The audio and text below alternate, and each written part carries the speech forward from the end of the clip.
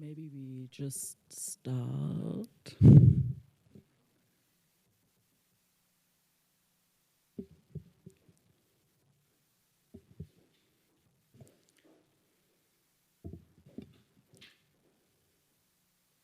So, hello and good evening. I'm delighted that you have found your way to the Gunnar Wörner Institute here at the Heinrich-Böll Foundation tonight, and I want to give you a very warm welcome to our kick-off event, Madmen, Public Consent and Contextual Data, on the series Women Take on the Digital Divide.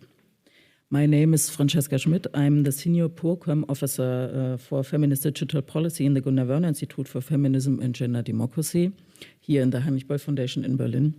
And we, as the Gunnar Wörner Institute, have been working on feminist digital policy since 2014, and in this sense also on questions on privacy, data protection, and data feminism. First of all, I want to thank Dr. Nakeema Stefflbauer for approaching me with the idea of an event series that focuses on women in and with tech.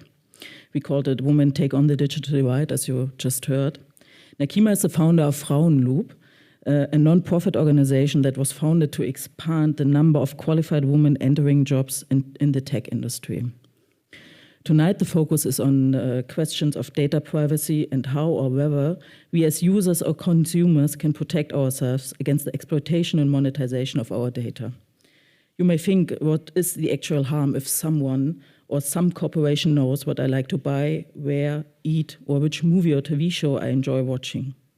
All this information about me as a person, my preferences, my sexual identity, race, gender, marriage status, traveling interests, or my technical equipment are used to target me with specific kinds of ads. Sometimes those ads have even tried to change my political point of view. You probably all remember the Cambridge Analytica scandal from last year. We as users need to be aware of all of these different kinds of data collections and data usages, especially Black women, women of color, women, LGBTIQA+, and marginalized groups, because all of those people are the first to be controlled and dominated by those same tools and data. You may also have heard of social sorting. Social sorting is the sorting into certain social classes, is also done by social media and their monitoring data accumulation. It is based on searchable databases, for example, by by Facebook, Google, or Amazon, which help to find information about people and groups that can be sorted, managed, and evaluated. The process of social sorting has the effect of creating and intensifying differences that already exist. It's becoming more and more apparent that the protection of our data is increasingly left within our own responsibility. Still, we should continue the struggle for a political solution that provide us with reliable structures of the protection. But now I'm thrilled that Temi Lasade-Anderson will kick off our new series today with a talk about data and privacy protection. Temi Lasade-Anderson is a data awareness and privacy advocate. After spending 5 years planning digital campaigns for major e-commerce and tech companies, she now uses her marketing and communication skills for privacy-focused tech companies such as Mozilla, as well as for non-profit organizations working to ensure that marginalized people had greater access, inclusion, and digital rights. Without further ado, please join me in welcoming Temi Lasade-Anderson.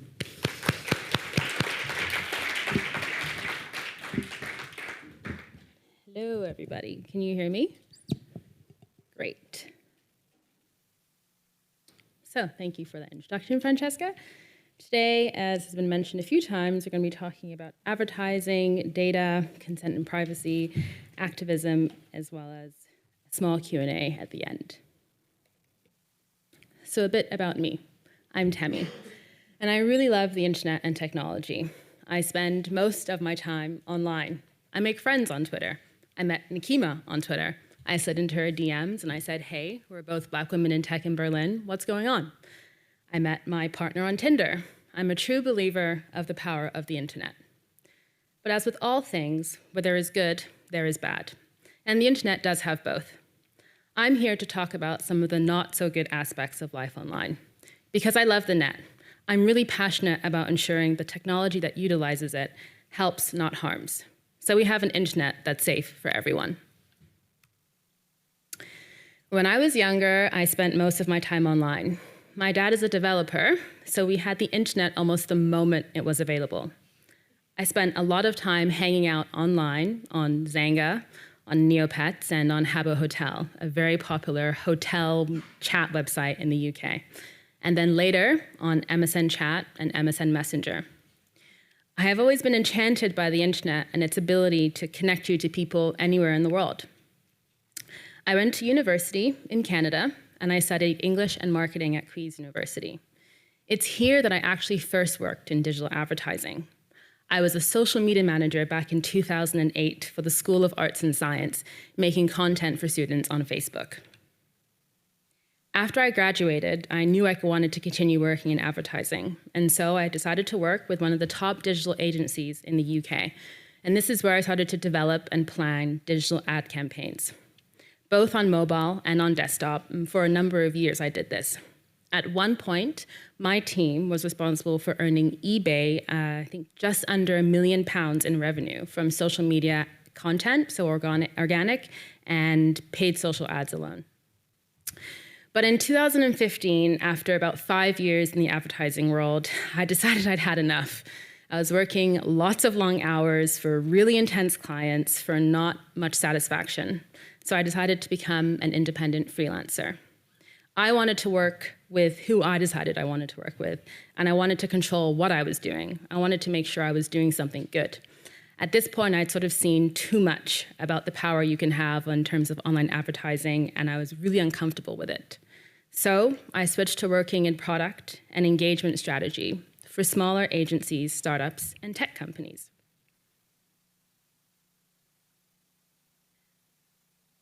Over the years, as my awareness around how little people knew about online advertising and tracking, my desire to increase awareness about these topics kept growing. This took me to working at the Mozilla Foundation, where I worked on campaigns to increase civic engagement around net neutrality in the US and advocacy campaigns, such as Privacy Not Included, a tool that helped people understand which Internet of Things products were safe to buy, which ones didn't effectively spy on you. Now, as Francesca mentioned, I'm supporting nonprofits and NGOs that are working at the intersection of internet and society, particularly around data rights and awareness, including advocacy and engagement strategy. So in case you didn't understand the Mad Men reference, it's the reference to the once popular TV show about advertising. As someone who was working in advertising at the time, I have to admit I was not really a big fan of it, and I never really got into it. The one accurate thing about the show is that, yes, in advertising, it's mainly run by a bunch of white heterosexual dudes. Advertising in the 70s had a focus on print and TV channels for major success. These were the channels that had huge reach and social media wasn't a thing yet. Creative for advertisers was provocative and oftentimes sexist, as you can see from this ad here, which is for a Pontiac with the tagline, "Spread your legs." Women were often the butt of the joke or were the focus of desire in the ad. Advertising was made by men for men. It wasn't extremely data-driven. The tools simply weren't created yet. And ads were targeted based off of demographics. ABC1, for example, means consumer groups that were based on socioeconomic status. A was higher class, B was like upper middle class, and C, for example, was just like regular old middle class. TV stations and print publications knew what type of consumer groups they catered to. And so this is how advertisers could market their products to them. Ad effectiveness and ROI, so return on investment, was based on eyeballs and reach, and it was largely just a bunch of guesstimating. Advertising today still does have some elements of the process from the 70s, especially when you are planning and buying print and TV ads.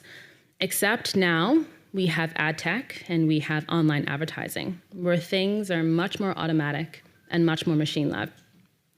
Brands want to get as much return as possible, and so now everything is really data dependent. Publishers have to prove to advertisers that their websites, for example, do reach the audiences they say that they're targeting. And also brands have to prove either to the agencies or their bottom line that the money that they're spending online makes sense. Advertising today is targeted, measured, and really analytical. So here's where it gets a bit technical. What exactly is ad tech? And for the next few slides, when I'm talking about ad tech, I'll also be referencing something called real-time bidding. Ad tech means advertising technology. It's a group of tools, and also an industry, that makes it easier for publishers and advertisers to work together. A publisher is anyone who owns a site or a mobile app where they could sell advertising space. An advertiser is anyone who is looking to put an ad on that space. This is typically brands, but it could be you and it could be me. The middleman is the tech. It's the tools and services that enable online advertising to occur automatically. And real-time bidding is a big component of ad tech. Real-time bidding refers to the buying and selling of online ad impressions through auctions that occur in the time that it takes your web page to load. Ad tech actually developed out of a need, as do most things in a capitalist society. Buying and selling ads took a lot of time. Before ad tech, as advertisers had to sit down with publishers and negotiate deals, we discuss prices, audience targeting, the demographics I mentioned earlier, for example. The type of ad, which is called inventory in ad tech. Was it a video ad? Would be a full page color ad, a full screen digital ad, a banner ad. The list was endless. And impressions, which is how many individual views of the ad that they would actually buy. Then you'd sign an insertion order and you'd be on your way. But it wasn't really efficient. And sometimes if there was a last minute change or a publisher decided they didn't have the space that month, then you'd have to go by email back and forth and send last minute creative or change the ad formats. And you'd also obviously have a huge human cost. And at the end of the month, publishers often found that they had a lot of leftover inventory to sell. Before ad tech, if I was a sports brand, for example, I would place ad on a sports magazine. This was quite limiting. As a marketer, it assumes that the consumer journey is static, that the moment I'm on a sports magazine website, I'm also interested in purchasing something. Ad tech developed because it was possible to use data from first and third-party tracking tools to target your customer wherever they were online. Publishers could also sell this data, the information that they collected through their first-party tracking on their websites. They knew that they could sell this data to advertisers because it helped them have a fuller, rounder picture of who their customers were. So, this is a rudimentary view of how the ad tech ecosystem operates within real-time bidding. Remember, real-time bidding is the buying and selling of online ad impressions through auctions that occur in the time that it takes your web page to load. So on the far left, or the right for you, you have the marketer, which is also the advertiser. And then in between that, you have the DSP, which is called a demand-side platform. These are tools that platforms can aggregate all of the advertisers that are looking to buy. So if anyone has heard of Google, they also have something called DoubleClick Bid Manager. And this is basically a piece of software or SaaS online where you can go online and choose exactly where you want your advert to go. In between, you have the ad exchange or an ad network. This acts as a broker between advertisers and publishers. They're not as big today as they were before because they were a big use to sell unused inventory. But as DSPs and later SSPs got better, the use of an ad network diminished. An SSP is on the publisher side, so this is the supply side network. It aggregates all of the publishers that have inventory to sell. So, as an impression loads on a user's web page, it pulls in information about that user, and this is through typically first-party tracking. So the device, the location you're in, any presumed gender or search hits that you've had earlier in the day. And it passes this on to an ad exchange, which then auctions it off to the highest price. The winning advertiser's ad is then loaded onto the web page almost instantly. the whole process really just takes a couple of milliseconds to complete. I often get a lot of food ads because I'm often looking up recipes. Real-time bidding allows advertisers to buy ads across publishers online. So not only across desktop websites, but also across mobile websites and also across mobile ads. And now we're also seeing an introduction of podcasts and audio ads. And they can ensure that these impressions that they're buying and the impressions that they're serving are the most valuable. So they really want to make sure it's the correct eyeballs, the correct audience. And this, of course, is based on data. The ad tech ecosystem is a heavily crowded space. You can see here we have the agencies on the left, so that's where I was hanging out, and then the media buying desk. This is typically within an agency who helps to operate the whole process. You have DSPs, ad exchanges, ad networks, social tools, and then you have a bunch of additional tools which basically help with the whole process to support it. Because of the access to personal data and the efficiencies of real-time bidding, as well as the explosion of mobile web and mobile apps and native ads and video ads and so on and so forth, the internet has provided advertisers and publishers almost never-ending ways of reaching and targeting people online. And with this comes the potential to make a lot of money. The ad tech market is expected to be a $40 billion industry by 2020. However, ad tech is really only one part of this. The overall amount of online advertising is also important to note. The market is lucrative because the results are excellent for advertisers. Because as the tools get smarter and as the platforms collect and track more and more people and collect more and more data, the opportunity is there. And this is where big tech's involvement is within ad tech. Google and Facebook have their own tools for targeting, and they also have their own ad space, their inventory. But because they also have the vast amounts of users, they also facilitate in the sharing and buying of data.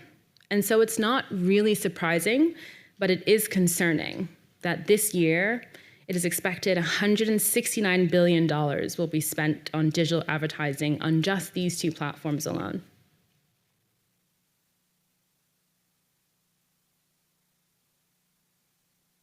So on the surface, if you think about it from an advertiser or publisher's point of view, online advertising really seems like a great deal for everyone. I mean, people, so you and I, we get to use websites for free, and publishers and app devs can monetize their products and their content, and advertisers can, well, advertise. I mean, it's capitalism.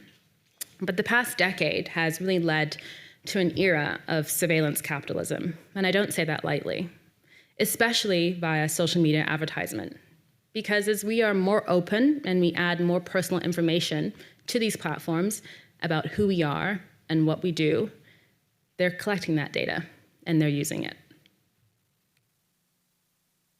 There are two major ways that data is collected online, and this is through first and third-party data. First party is data that the publisher or the site itself collects via first-party tracking cookies. On ad tech platforms, this is often called interest, demographic, or event targeting, and it's typically based off of information that you can glean from your analytics tool, so Google Analytics. Third party is information that is collected by someone that does not have the direct relationship with the user that the data is being collected on. DSPs, so the demand-side platforms I mentioned before, will often have third-party tracking cookies on websites. The best way I thought I could demonstrate first and third-party data was by grabbing a series of screenshots from Twitter and Facebook's advertising platforms. So this is things, as you can see, like demographics, education, and finance. But it's also visited websites and interactions, purchase history, and the time you spent on that website. All of which, of course, a product or a service or a site can request directly from you.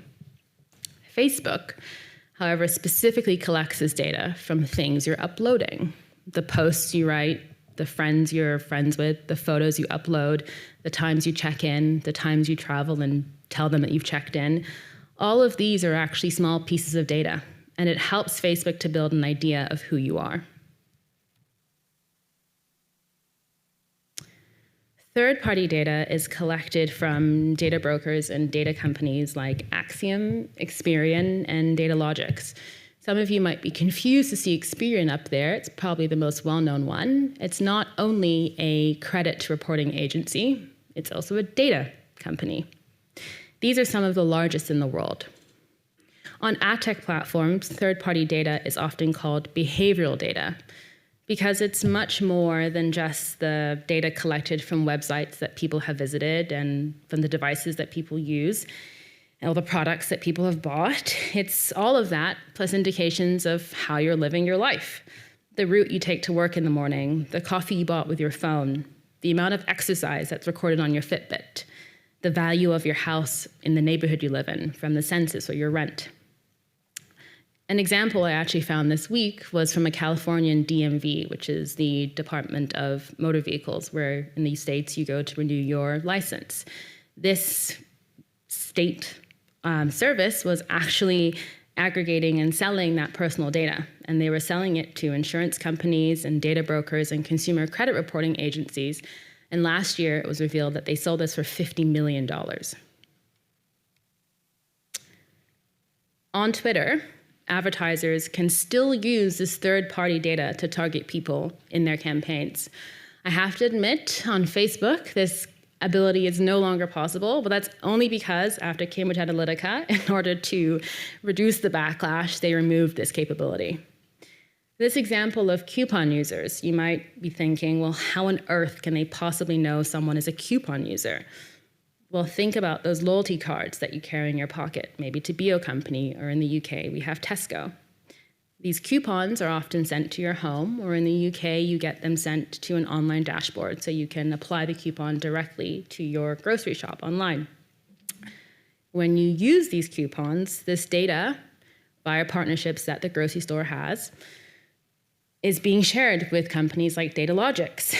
And so with the use of these coupons, which is a type of behavior, coupled with how much you spent in that grocery session, coupled with your address, it becomes very easy to build a profile of the type of consumer you are through all of these data points. And advertisers want to know what type of consumer you are, so they can target you with adverts, so they can sell you more products. The problem with this status quo of mass tracking online is really twofold.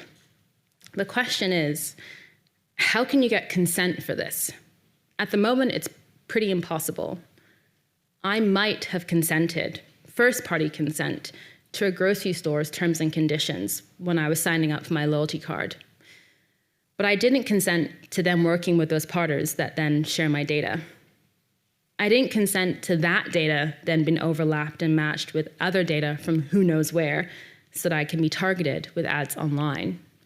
I never consented to that. And if I did, it wasn't informed consent. I did not know what that meant. The second major issue is that this process actually enables the same issues in society to occur online. Tracking and the collection of data can also allow for exclusionary practices. Targeted ads can be exclusionary by nature. As an advertiser, you have a certain audience that you want to target and a certain audience that you don't care about. Now, if everyone is fine and non-evil, that's fine. However, that's not the real world. You can see it right there in the parameters. Facebook and Google hold huge amounts of data and power. And through these tools and systems and services we use online, us users do not partake in that power. Their platforms enable this mass data collection, and they also enable exclusion. And again, this leads back to advertising. The advertisements want the right people to see their ads. But now, this is adding to a culture of surveillance online. And who does this practice harm the most? Disproportionately marginalized and vulnerable people. People who are already disadvantaged offline due to systemic oppression, racism, and discrimination, with mass tracking are profiled and can either be manipulated, as we saw with an older generation on Facebook and Cambridge Analytica with disinformation, or they can be persecuted, for being an organizer or an activist, or they can be excluded. These headlines are from cases that have been brought against Google, Facebook, and Twitter in the last 2 years. First, for housing discrimination against people of color in the US, then for gender discrimination against women in employment, and ageism against older people. And then finally, with a fine from Google against privacy violations from allowing any type of advertiser to advertise to kids online on YouTube.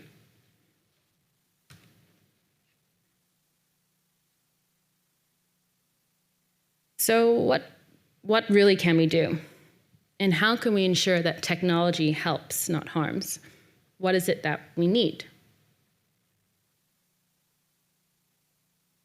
For me, we need strong data rights. With GDPR in the EU, we do have the right to erase our data from controllers, so anyone who might be collecting it. We have the right to move it to a different service, to update it, and to edit, and to also access it, to gain a copy of all the data that a controller may have. But for me, data rights also provides governance. It gives people the authority over their data. Because right now, the onus is on users to protect themselves.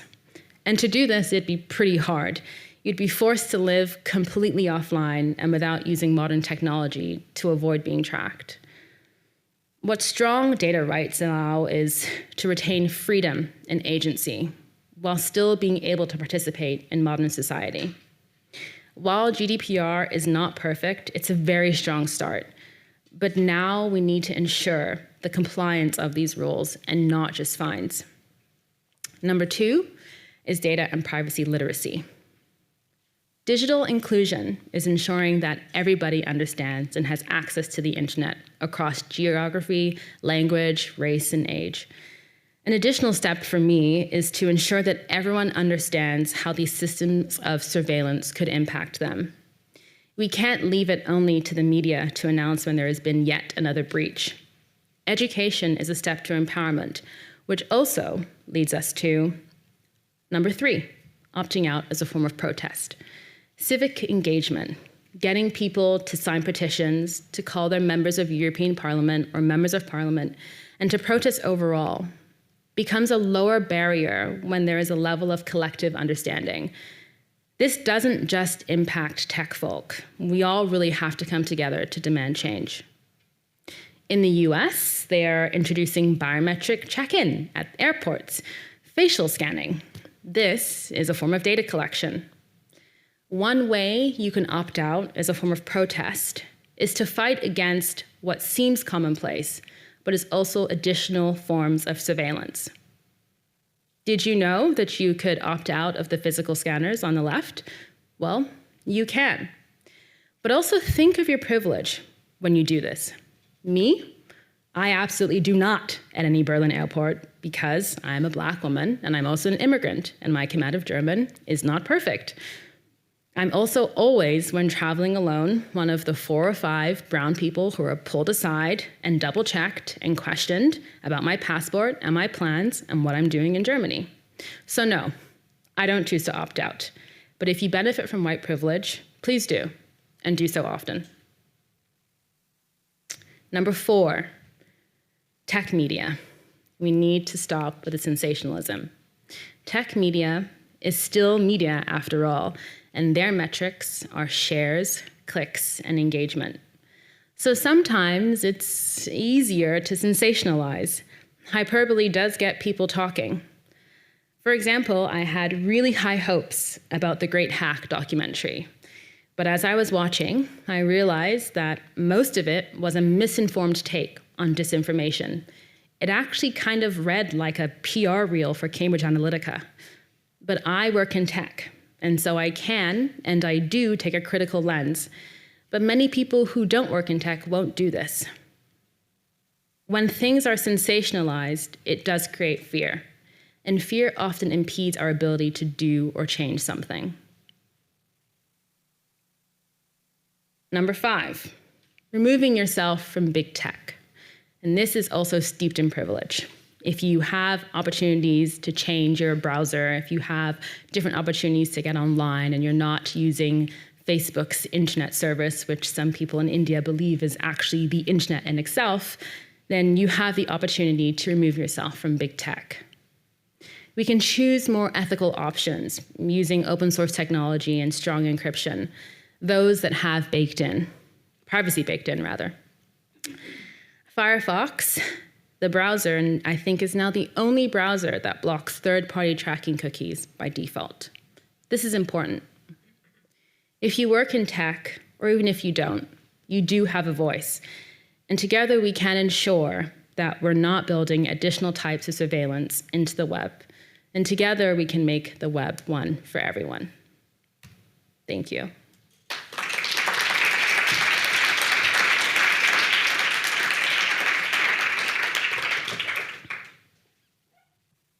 There? Here?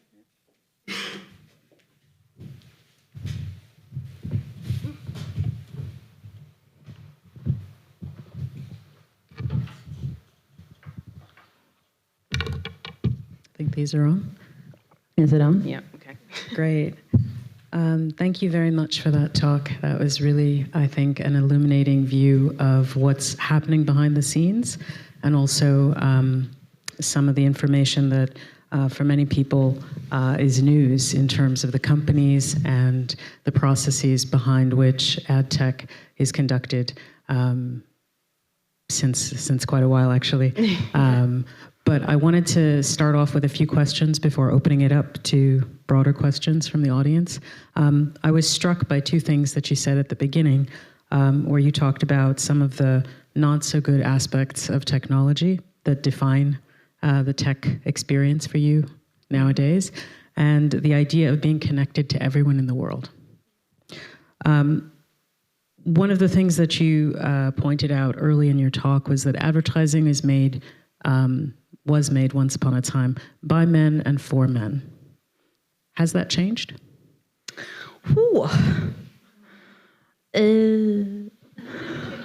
Largely no. I mean, if you actually look at the stats, and diversity and inclusion stats are very hot right now, you'll see that largely no, there has not been any change in terms of solely on the gender level of who is involved in advertising. I actually believe in technology companies, it's again, much more of a focus now.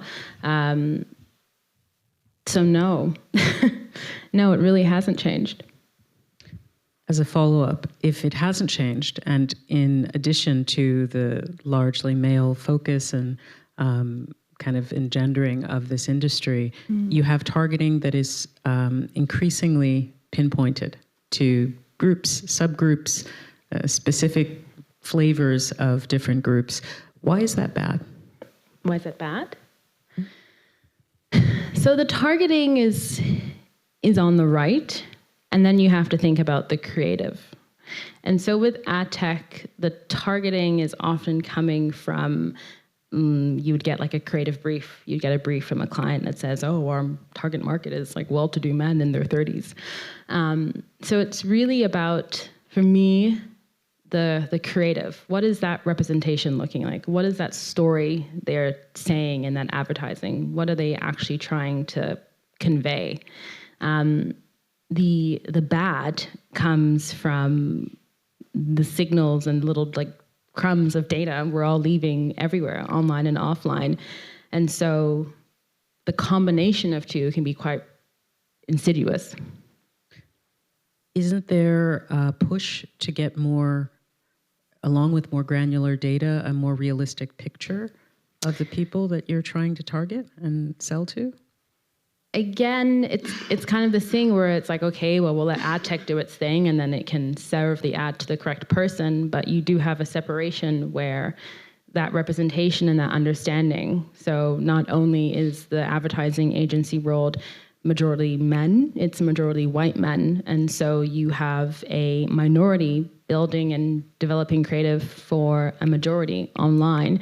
And so there really isn't, as far as I have seen, that push to increase diversity because, well, where is the power, right? And it's not only at the creative level. So even if you do have, let's say, 40-60 or 50-50 men, women in an agency, who are the decision makers? In advertising, it's very difficult to push back against a creative director. Trust me, I have tried, and I really did not enjoy that experience. So you also have to get more diverse people in decision-making positions in advertising. And oftentimes you only really see that sort of attempt to have more inclusive adverts that unfortunately go along with the more intrusive data collection when there has been a backlash. So in the UK, I think there was a lingerie brand that was for plus size women, and all of the advertising creative was on straight size models. And so, yeah, it's very confusing. And so there was a backlash from that, from their community, from their consumers. And then they reshot the ad, but only after they had been called out. One of the slides that you showed that really jarred my memory in a way was the really, really packed slide with all of the intermediaries and the companies behind the ad serving and the ad buying. And why have we never heard of I would say 95% of these companies, do you think? Because why would you, unless you're in this space? I mean, it's kind of by design in that you have the major platforms. So you have the major advertising platforms that everyone sort of knows about, the Googles and the Facebooks and the Twitter and the Pinterest, because there's a large B2C or consumer element. There's a platform where the consumer is involved. But with ad tech and the tools that are being used to actually sell that technology or develop or enable that technology, there is no consumer element. It's solely B2B. So for the average consumer, unless you're like me and you worked in advertising and digital advertising, you would not know unless, for example, it was newsworthy and there was some sort of, let's say, data leak. Is there a connection between the coupon case to focus on the example that you gave? The person who's receiving newspaper or online coupons and is using them, and that these are then being matched to their demographics, their presumed socioeconomic position, housing, location, etc. Are those necessarily profiles that are limited to advertisers, manufacturers, companies looking to sell things, or can they also be matched and sold to people who are looking for votes? Yes. I mean, this is partly what happened with Cambridge Analytica. But also, for example, India is one of the countries that has biometric data owned by the government. And this data set was hacked into for $15, I think, last year. So, I mean, that's a whole other issue where there's not strong security principles and there shouldn't be biometric data at all owned by the government. But I don't mean to sound hopeless, but it's sometimes a case of the highest bidder. So even in the EU? Even in the EU, with the protections we have? Even with the protections we have. I mean, GDPR notwithstanding, we have that now, but I think, as I mentioned before, there's one thing to have regulation, and there's another thing to enforce that regulation. And with companies as big as Google, $170 million is really pocket change. GDPR actually ends up hurting smaller businesses to become compliant with it. And so when it comes to the buying and selling of third-party data, there is actually no regulation around that process, but it's around the regulation of informing. So that was going to be my next question as well, in terms of the EU-specific case, the type of data, they're really data profiles that you spoke of in the Department of Motor Vehicles in the United States that was being sold to the highest bidder. Can that happen in somewhere like Germany today? I mean, yes, it can happen. It's a question of if it is revealed. So oftentimes these things don't come to light to the government until typically, most usually, an investigative journalist is digging around and does a freedom of information request. and then it comes to light, and then the government's like, no, that is bad. But it's not like, as far as I understand, the government has this like data watch, and they can see on their website as to when shady deals are going down. Again, legislation is really difficult because you might have GDPR, which outlines around data rights for consumers and for the protections that actually an individual within Europe has. But it doesn't mean that companies still can't sell.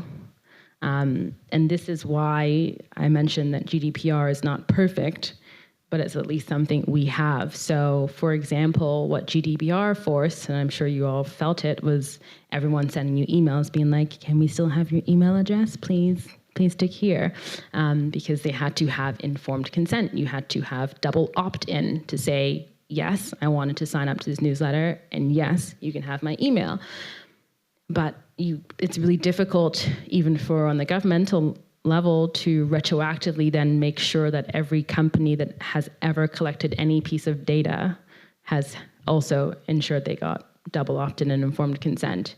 It's also really difficult on the governmental level to make sure that a tech company is not purchasing data.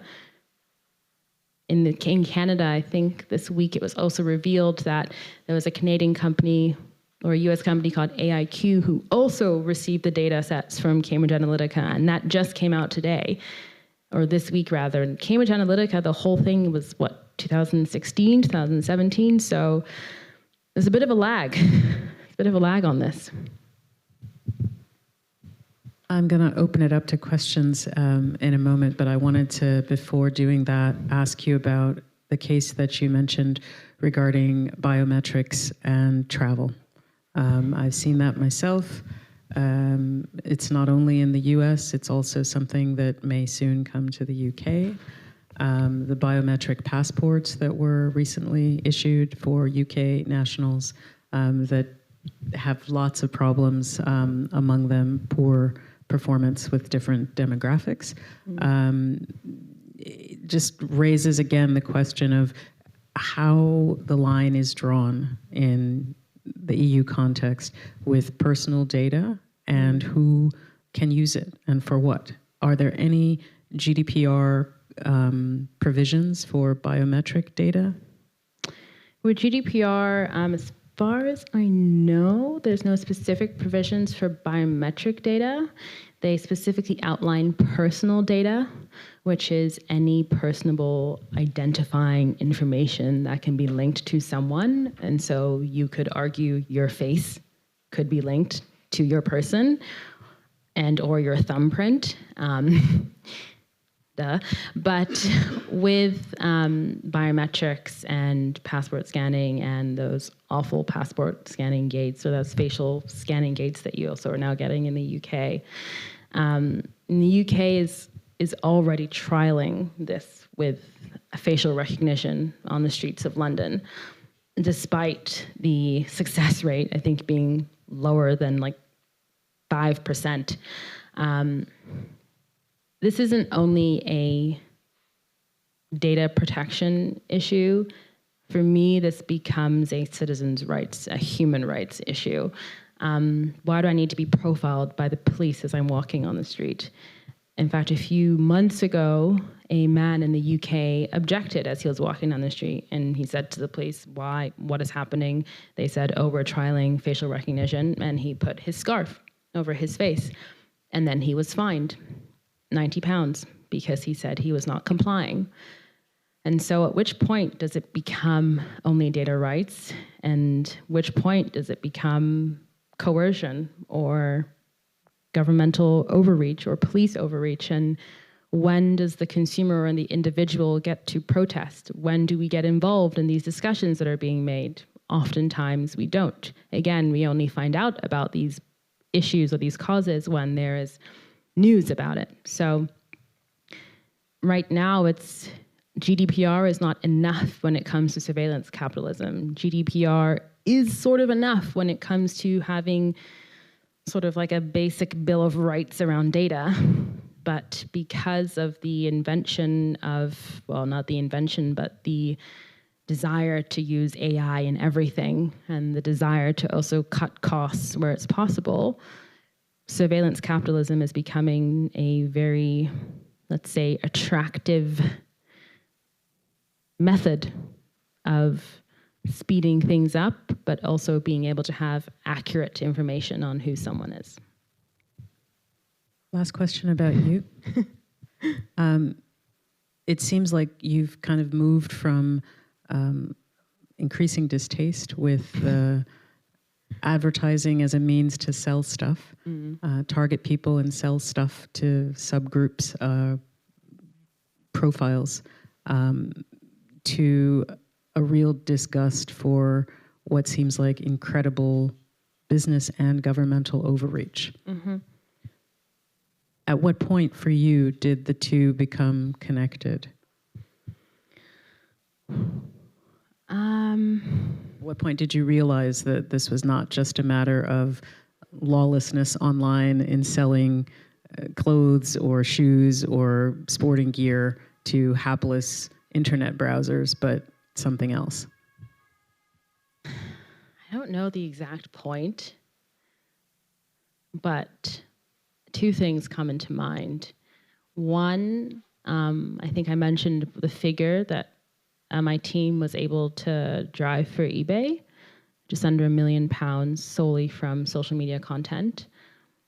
That felt pretty powerful, I'm not gonna lie. Number two is around a specific campaign I ran for Google around a Google Chrome experiment when I think like the last Hobbit movie came out. I can't remember. Anyway, we did this thing where we were able to use social listening, and social listening is basically a lot of PR agencies do it, and it's tools. One's called Crimson Hexagon, where you can effectively surveil the conversations that are happening on social media, often through hashtags, for example. So you can, if you're a brand, for example, and you've launched a new product and you want to understand the sentiment around that product launch, you would use social listening. We used this campaign to figure out who were influencers before influencing became a job for the Hobbit movie. The scary part is that we did this before the Hobbit movie was announced. So we were working on it a few months before so that when we launched the campaign, we could seed this content online, and we knew the types of people online on Twitter, for example, who would then spread that content and make it viral and build the buzz and the hype that you want for a movie launch. And I remember sitting with my team and being like, oh, damn, that's quite cool, but also like, wow, can we actually do this? Like, I mean, we're doing it, but is this okay? And it's hard because, you know, you're working in advertising and you're getting great results for your clients. So for me, I do remember that moment and kind of feeling like, And then it was just more of a series of conversations as more and more people started to understand retargeting. And they'd be like, well, why am I getting this ad? And I'd be like, well, because there's a whole platform where I can like plug in information and then target you. And so many people were like, what? And I was like, yep. And then I realized that, and I mean, not of course, but if you're not in it, if you're not on the dark side, how would you know? And then it was more around, I think in the US a few years back, like 3 or 4 years back, it was when they first said they might use social media platforms to include in their discussion or the decision-making for visas, for example.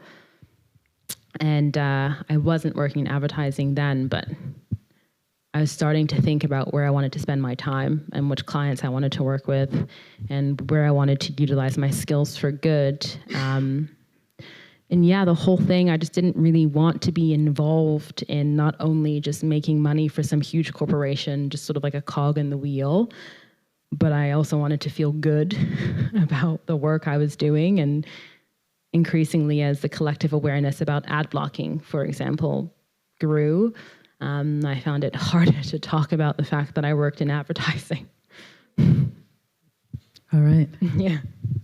Any questions from the audience for Temi?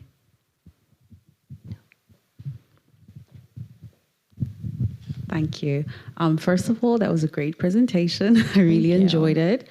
And a quick answer to the question you asked about where biometric data falls in GDPR is that there's several bases for lawfulness. So what makes it okay to collect personal data?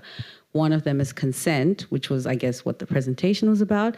But you also have things like legitimate interest and also for the greater good of the public.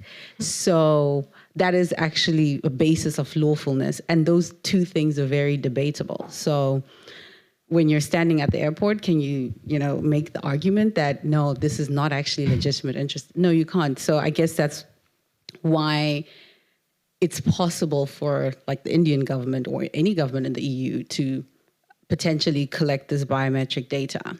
And then my question now is actually about something you said, that as consumers, we can protest by opting out. And I wrote my thesis on GDPR in ad tech and whether GDPR has been effective. And one of the things I learned, because I read a lot of cookie policies, was that you are punished for not accepting, first thing. The second thing is that there is something called a consent string. So if you consent to, you want to buy headphones and then you go onto the Sennheiser website. If you consent to Sennheiser's cookies, there is no way for you to consent to that cookie, but not the cookies of their third parties. But while you're on that website, they'll tell you that you can't fully access whatever features for whatever reason because you haven't consented to the cookies.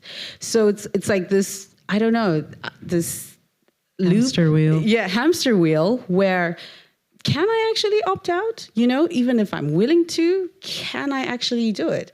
Because even if I'm, let's say, willing to consent to a certain extent, I simultaneously, like with the headphones example, you consent to Sennheiser, then you consent to the third parties that they share your data with, and those third parties share, like let's say the third parties are in the US, they also share with their own DSPs there. So do the consumers really have that power even if they want to exercise it? That's my question. Yes and no. And this is actually something I've been thinking about recently, in that we do have first party consent, but as you said, we don't have second party consent or third party or on and so forth.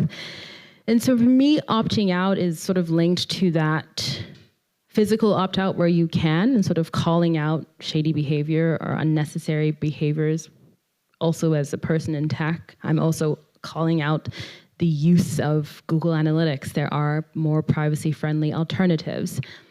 Opting out online is a nightmare. If you opt out, then you can't read the article. If you have an ad blocker, then you can't read the article. However, hot tip, if you use the app Pocket, which is also a Mozilla product, you can just save the article to Pocket, and then you can read it on Pocket without any of the adverts. Gave you that one for free. So to answer your question is yes and no. You can opt out and just not buy things. Or you can use a browser like Firefox, which enables first and third party tracking by default. I do believe as more people become aware of tracking online, and as tech companies like Firefox make very strong positions and say, no, this is not okay, that especially online websites at a very basic level will be forced to either explicitly outline those third parties and those third parties companies that they work with. Otherwise, they will simply lose revenue. And that is one thing that they don't want to do. So it is a bit of a game of chess or checkers. And that's why it's really important to support tech companies like DuckDuckGo and like Firefox and Mozilla, because as they become more popular, then it becomes more of a paradigm shift. Thank you, this was great. My question is as follows. What would you advise to businesses to do? I mean, some businesses just want to reach their audiences, and it seems to me that it's completely impossible to do it the right way right now. Why it seems to me this way is that my organization just launched a petition campaign against EdTech. 2 days ago, and we were trying to reach out to advertisement agencies. And we wanted to do it right. I mean, we are campaigning against behavioral advertising, so it would be somewhat awkward to use behavioral advertising to reach our audiences. And then no one wanted to basically talk to us.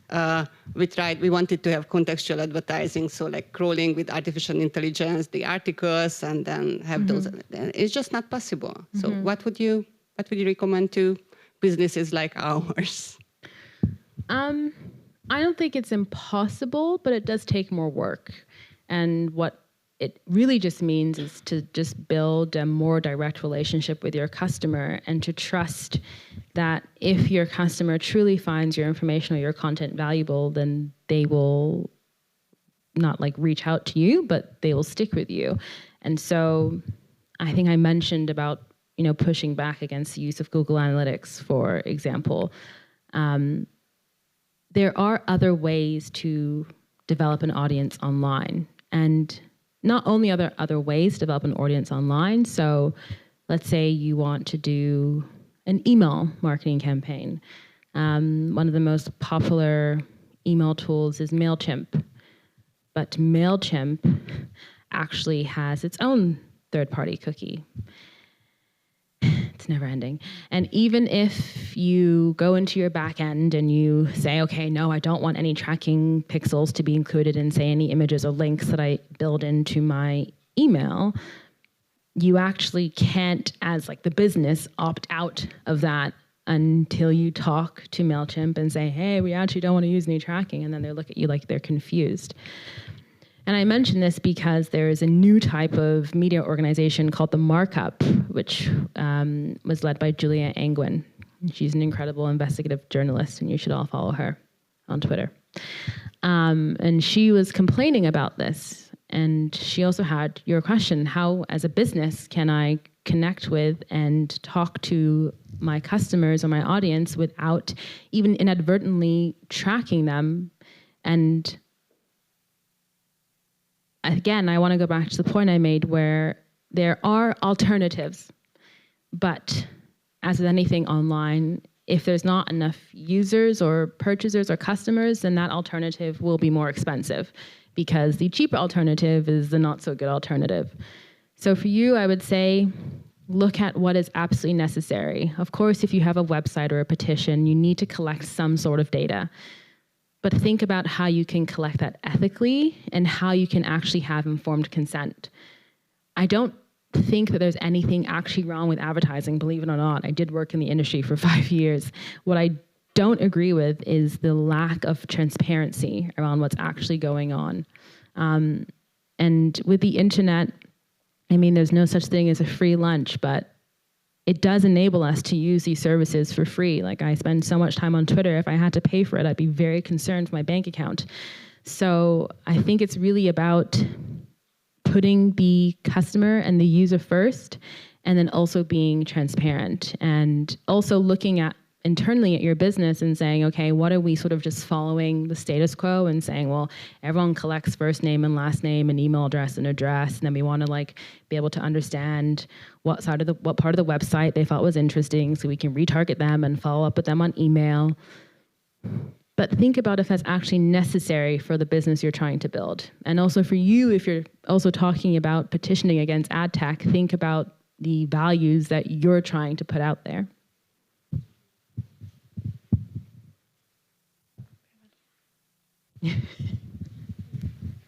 It's just a detailed question. I wanted to give DuckDuckGo a chance and use it as a time long, and then it was going on my nerves because every time I searching something in DuckDuckGo, it wasn't so. I wasn't specific? so content with it, so Yes. I changed to Startpage.com. You didn't mention that. Sorry, who? Startpage.com. Startpage. It's a follower of Xquick.com. Ah, okay. And it's also a search engine that is not sniffing after you. Yeah. So I give Startpage.com a chance. Okay. But often if I compared Google, Startpage.com and DuckDuckGo, DuckDuckGo is always the baddest, with the baddest Ergebnisse. Traffic. Results. results. Yeah. So I tried hard, but it's not so easy to use a tool which is not so efficient in my view as I wanted to. This is actually Google. So, I mean, Google was first just a search engine, but what Google does is it crawls the web, and it crawls the web because you have like a piece of code, I believe, like in the header. So basically you allow Google to crawl your website. But Google has a monopoly on the internet. And so other search engines do not have that same monopoly. So not as many people have given them the same opportunity to crawl their websites. And so I do empathize because it's very difficult to remove yourself from Google. I mean, even if you don't have a Gmail address, and even if you don't use Google Maps, the beginning of most people's journey online is some sort of search, and the beginning and the search they're using is typically Google. But this just means that more people have to use DuckDuckGo, and more sites have to ensure that they can allow DuckDuckGo to crawl their websites, because then that's how the shift of power happens. So I get that it's kind of like a not so great experience, but it's that way by design, and that's how Google is able to hold on to that power they have.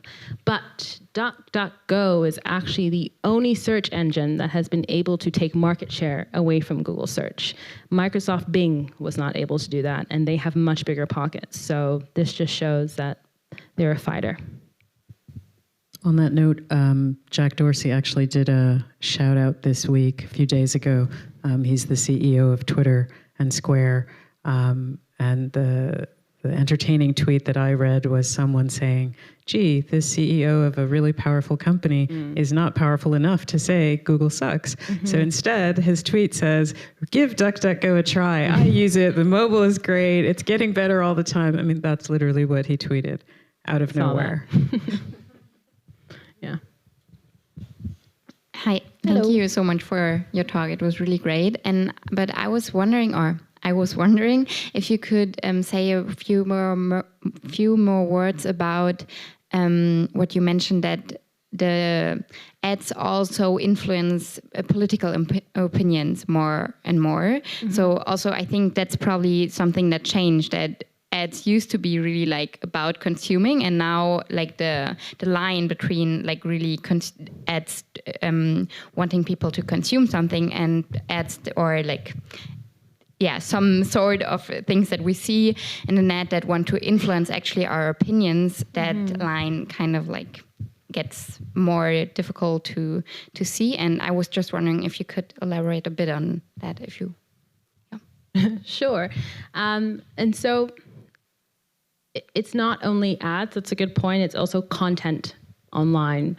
So it might not be like a banner ad, and I honestly cannot remember the last time I saw a banner ad because I have an ad blocker and I just have blinders on.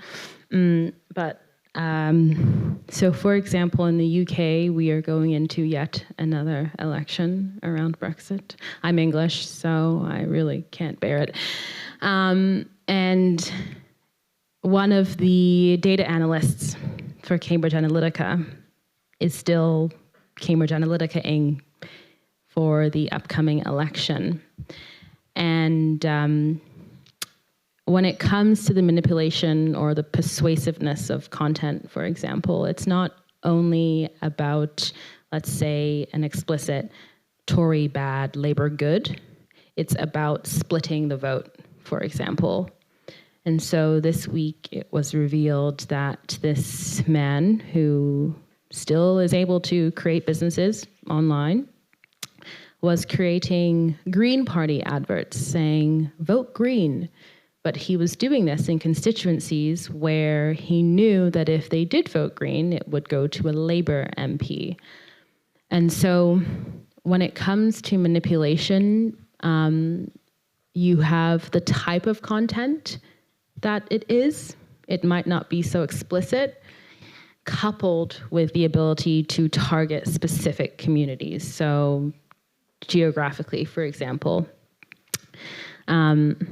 And this is where, for me, it becomes quite evil because anyone, and I mean anyone, can go on Facebook and create an ad. And now they do have more signposting about please don't do discriminatory ads. But Facebook is also using AI to check their ads. And so the human element only comes once someone has flagged an ad as inappropriate. And it only really comes after multiple people have flagged an ad as inappropriate. So we're living in sort of scary times. And the thing with manipulative ads and what the research shows is that, especially when it comes to disinformation, is that we all think we can spot disinformation, but research shows that we can't. And so you have this double problem where everyone's like, no, I'm smart enough. I know when I'm being duped. But unfortunately, we're not. And this is why it's really incredibly important, like platforms at Google and Facebook actually disallow people to have micro-targeting on their platforms during election times, because, I mean, it is influencing democracy. But at the end of the day, if there's not a specific law around it, then why would the company comply? I actually think Mozilla did a petition, or they did like a call to Facebook and Google to actually stop micro-targeting in the general election in the UK in December. And if I'm not mistaken, Google has said, okay, fine, you can't micro-target. And the reason why micro-targeting is really important is because it allows you to pinpoint the specific areas where you can actually influence the vote. But Facebook so far has said nothing.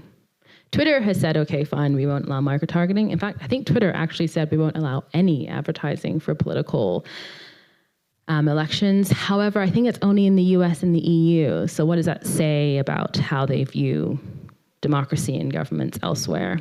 And so, yeah, it's a really good question. But at the moment, it's sort of at the whim of the tech companies complying with requests from other tech companies or civil society, nonprofits, and NGOs, basically calling them out.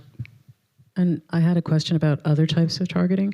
I know that Facebook has run into trouble in the US with targeting specific groups for protected areas like housing or jobs. Mm-hmm.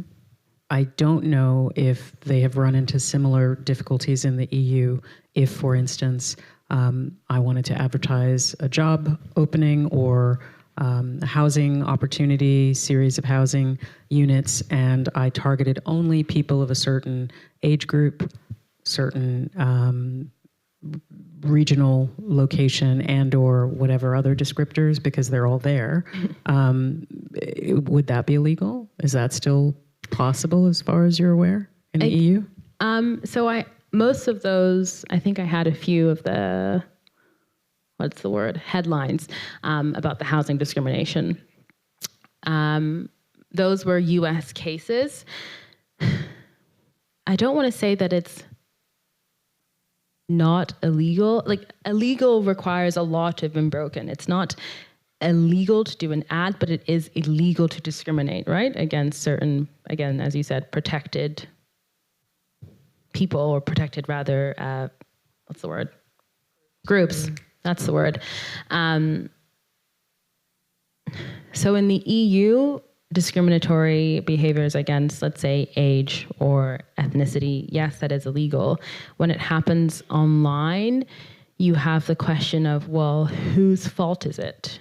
Is it Facebook's fault because they let me do that ad? Or is it my fault, the evil landlord, for example? And Facebook always says, oh, no, it wasn't us. We just have this platform. We didn't do it. And then it becomes, well, who is liable? Who is liable for this ad? And oftentimes we are seeing that the platform is called out more often than not because they enable it. So I can't really answer your question if it's illegal to do it, because it does happen. It's just, one, when it's found out, what is the recourse usually? Usually it's a fine or some sort of law case, but inevitably these cases, they get settled. But the fine is going to the platform that's enabled? Oftentimes it's going to the platform. Which has more money than God and doesn't matter. Exactly. Okay.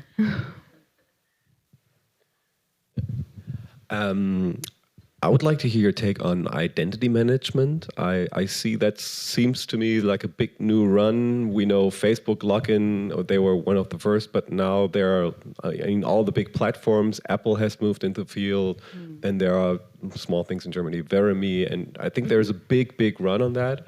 And yeah, your take, I would like to know your take on that and how that plays in the whole other game we were just talking about all the time. Yeah, so Facebook login was really smart on Facebook's point and Facebook's move, because again, it was an indication of where people were hanging out online, and also through tracking cookies enabled more data to be collected to Facebook. Me personally, like with Verimi, and I think like Jolocom is like another one in Germany or in Berlin. I don't have a problem just like showing my passport or my ID. I don't really need it to be on my phone or like on a specific tool. That's just me. I'm like a little bit analog sometimes. But also I'm privileged. I live in Europe. I can show my passport. I don't have to have my finger printed. And so I think in some cases, in some not so free and open societies, being able to control your identity could be a big win. In Europe, do I think it's necessary? I'm not a big fan of unnecessary technology. I really don't like it. I would rather that we don't just like shove in technology into societal problems and try and make technology do all the work rather than look at the actual problem in society. So for example, back to identity, in the UK, for whatever reason, let's say you're an undocumented immigrant or you are suffering from domestic violence, it can be difficult for you to get an ID. And if you don't have an ID, the Tory government for right now are trying to make it impossible for you to vote. And so you could say, okay, well, if someone could confirm who they were through other means, through like an identity management system or app, that could be useful in that sense. But the real issue is really, why are we disenfranchising people? And so for me, it's really the use case. In Europe, I'm not sure I see that use case. Hi, thank you for your thoughts and for the talk. I have two questions. The first one is, how do you feel about the fact that Google and Facebook, they always hide somehow like behind that term of a platform? Because like, I feel that like we initially connect platform to like an openness, to a democratic possibility for everyone to partake and things like that. And yeah, that's the first question. And the second one is like about the surveillance systems that are getting developed, not only in Europe and the US, but also in Russia and China. Last week, I read this article about an investigative journalist in Russia who was detected just on the subway because they have developed that amazing surveillance system with video detection software or whatever. I think back in 2016 or something, for some Olympic Games, in order to protect the visitors or whatever.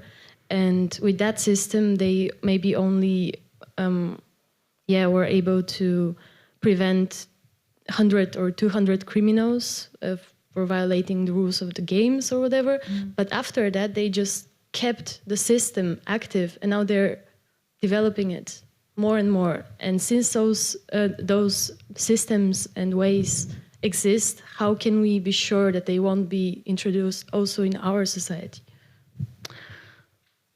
So to go back to your first question about platform, it's funny how the connotation of a word can change, because I stopped thinking about platform in that way.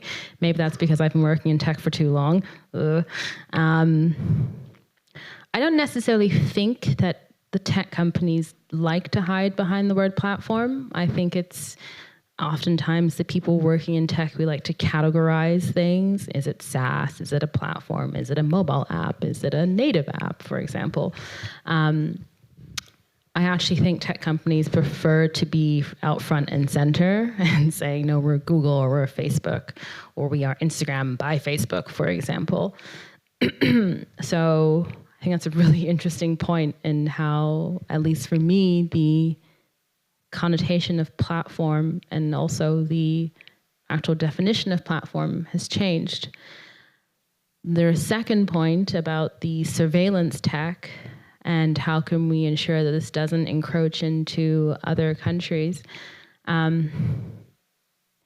Individually, we can't ensure that it doesn't encroach. It's again that civic engagement. We can protest, but what does protest mean if your government doesn't care? A lot of the times, again, I think I mentioned that surveillance capitalism and tools, so like the biometric check-ins or the physical scans, or even in some way, you know, in the UK, you have your Oyster card and you can tap in and tap out. These tools and these services, they're often positioned as being helpful. And it doesn't mean that they're not helpful, but oftentimes we don't realize how far they can go. And so with surveillance tech, I think it's the out and loud technology where it's okay, no, we're stopping criminals during the Olympics, where again, that's positioned as something as helpful to the residents in Russia. But then what happens after the Olympics? And then do they just start using it on Russian residents, right? And I mean, the answer is, okay, well, the criminals from foreign countries have left, but we still have criminals in Russia, so we should probably still keep the surveillance technology, right? You can assume that they can make that argument. And with governments, oftentimes the argument is, well, we want to keep you all safe, which is fine, but how do I opt out of that? And what does that mean in court? And what does that mean for me if I have to defend myself? And then you can say, well, we have it on camera, so that's that, right? And so I think the question again becomes, well, can you trust a government, or where does the citizen get to speak? And how do citizens get to have a voice when it comes to things like surveillance tech? And that's where it's really important that we have nonprofits and NGOs and researchers who are doing a lot of the legwork. However, I think as like civil society, we have to ensure that we're bringing everyone along. And I say this because there's a tendency to talk within an echo chamber, and we talk to the same people as ourselves, and because people understand what we're talking about and they understand the pressures and the problems. But that's not helpful for the average internet user who's just like, well, hold on a second, I was just using my coupons online. What do you mean this can impact me negatively, right? Why would I not use my face to check in? That's so helpful and useful to me.